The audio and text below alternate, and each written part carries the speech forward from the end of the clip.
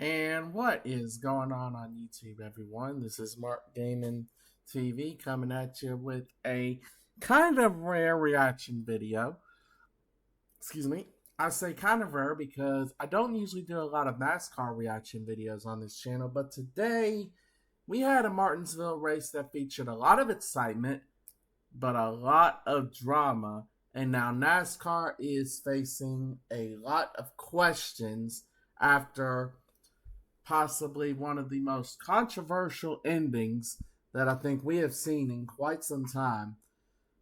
So let's just break it down. Had a race in Martinsville. Everything, was going good. Chase Elliott had gotten passed by Ryan Blaney.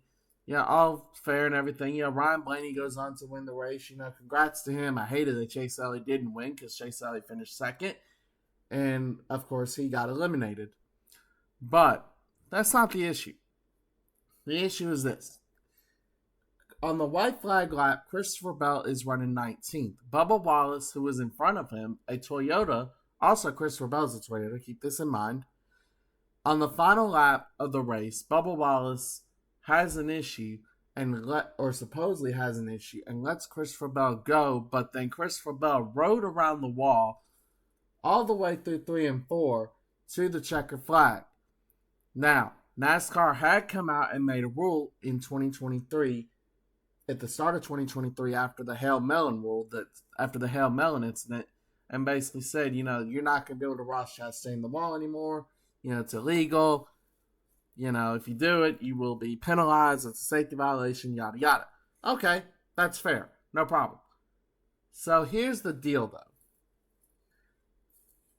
This is where a little bit of the gray area comes in because it does not specifically state in the rule that you have to be passing someone for the rule to be in effect. In this case, Christopher Bell had already made the pass before riding the wall. Did he still ride the wall? Yes. Is that technically still a violation according to what NASCAR has said? Yes.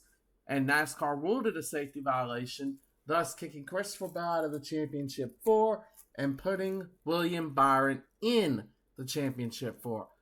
But now that leads me to my second issue of the race. William Byron had an issue. Possible toe link had been, damaged from contact with Blaney and a lap car, I believe it was SVG. So, William Byron's dropping back. Clearly does not have the speed to probably stay up there. And the Chevys form a blockade, per se, behind William Byron. Which, okay, everything, it's fair.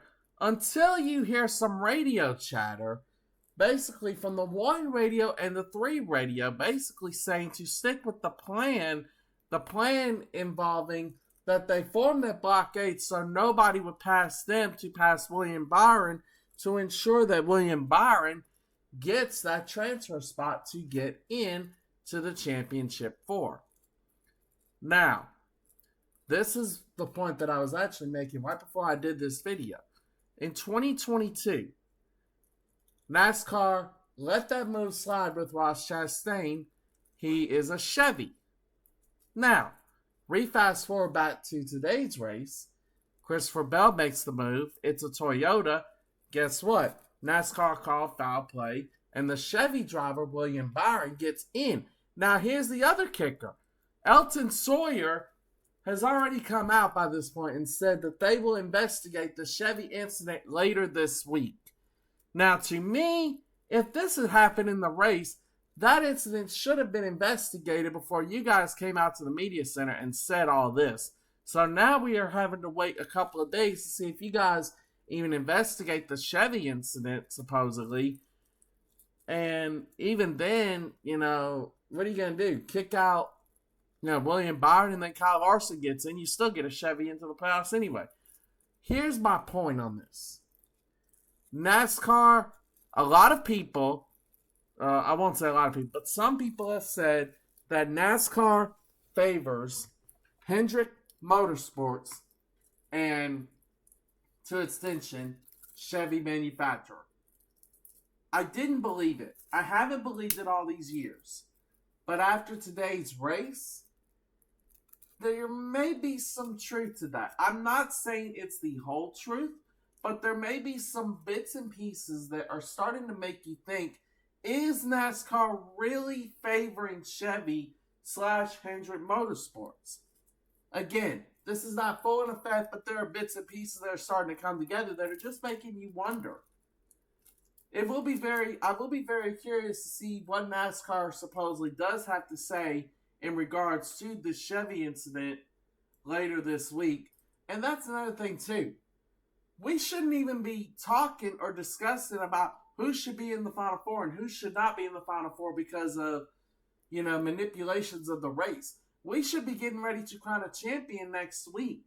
But this playoff system that has been in place since 2014 has pretty much set in a fact of now, disqualifications allow another driver to advance, foul play moves on the racetrack. Basically, your win gets taken away. Austin Dillon at Richmond, he basically made a foul play move. As a result, his win stood, but they took away his eligibility to make the playoffs.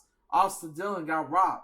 And if we're going by that logic, what just happened here tonight, I don't know. The Chevy incident should have been further investigated than it really was, in my opinion, at least tonight, before they just closed the book on it tonight and stuff. But anyway, the main question I'm going to leave you guys in this video is this. Do you guys think that NASCAR is starting to favor Chevy and Hendrick Motorsports? Yes, no, maybe, whatever.